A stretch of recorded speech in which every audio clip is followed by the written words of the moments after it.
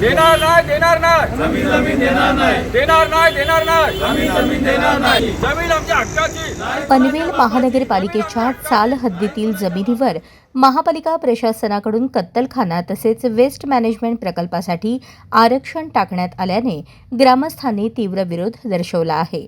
या संदर्भात माजी सरपंच सुनील पाटील यांच्या नेतृत्वाखाली स्थानिकांनी महापालिका प्रशासनाला लेखी निवेदन सादर केले आहे. हा परिसर आधीच प्रदूषणाच्या समस्येमुळे हैराण झाला असून अशा प्रकारचे प्रदूषणकारी प्रकल्प कदापि स्वीकारणार नसल्याचे सुनील पाटील यांनी स्पष्ट केले आहे. या निर्णयाविरोधात आम्ही कायदेशीर लढा देणार आहोतच, परंतु प्रशासनाने बळजबरी केल्यास प्रसंगी सामूहिक आत्मदहन करण्याचा इशारा त्यांनी दिला आहे. मी सुनील पाटील, माजी सरपंच. महानगरपालिकेने चाल हद्दीमध्ये म्हणजे चाल येथे डम्पिंगसाठी जागा रिझर्व केलेली आहे पीपी प्लॅनमध्ये. त्यासाठी आम्ही सर्व शेतकरी तिथे बाधित आहोत आणि आम्हाला TDR डिक्लेअर केला आहे महानगरपालिकेने. जेणेकरून ते TDR घ्या आणि ती जागा तुम्ही शासनाला प्रदान करा त्या विविध रिझर्वेशन. तर रिझर्वेशन तिथे डम्पिंग आहे आणि एक कत्तलखाना आहे. ॲक्च्युली आम्ही 30 वर्षे तिथे प्रदूषण म्हणजे जर्जर झालेलं आहोत. तिथे 45 गावं त्या प्रदूषणामुळे अगदी हवाली झाल्यामुळे आम्हाला राहणं मुश्किल झाले आणि पुन्हा आता ते डम्पिंगचं एक्सटेन्शन त्यांना मिळालं आहे. त्यासाठी त्यांना आणखी जागा हवी आहे.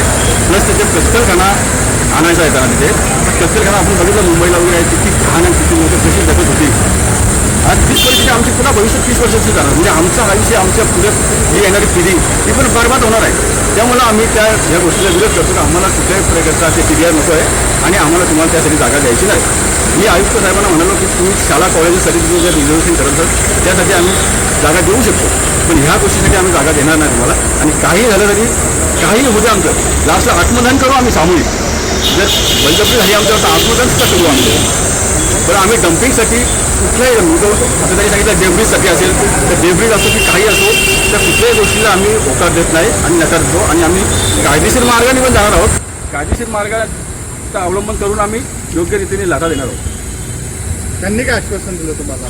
त्यांनी सांगितलं की तुम्ही लेखी द्या. त्यांनी लेखी द्या. ॲक्च्युली त्यांनी तसं तिथे कच्चा चित्ता लिहायला पाहिजे होता मीटिंगचं. त्यांनी नाही लिहिलं तर तुम्ही लिहून द्या. तर आम्ही एक अर्ज त्यांना देतो लिहून तर आमचा या गोष्टीला नकार आहे, आम्हाला तुमच्या गोष्टी मान्य नाहीत.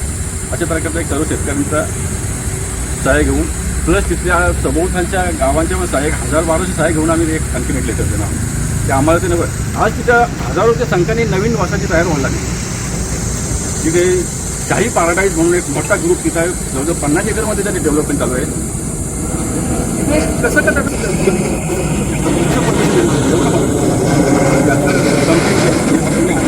आणि ह्या माणसाला एवढा मोठा बघितलं दिला त्याच्यासुद्धा बुकिंगवरती परिणाम होऊ शकतो.